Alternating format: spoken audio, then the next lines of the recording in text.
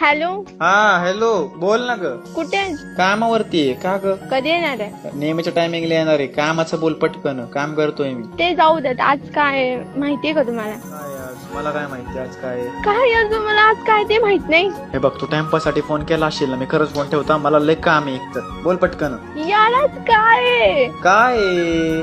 मी तेच तुम्हाला विचारतेय, काय आज? मला नाही माहित काय आहे. आज किती स्पेशल डे आहे? आज असा काय स्पेशल डे? ते पण मी सांगू? मी बायको तुला आत्ताच सांगतोय, तू जर ना टाइमपास साठी फोन केला असेल तर तू फोन कट कर. काय नाही मीच कट करतो इकडून. मला काम करू दे. अहो ऐका तरी. हा बोल. आज माझा बर्थडे.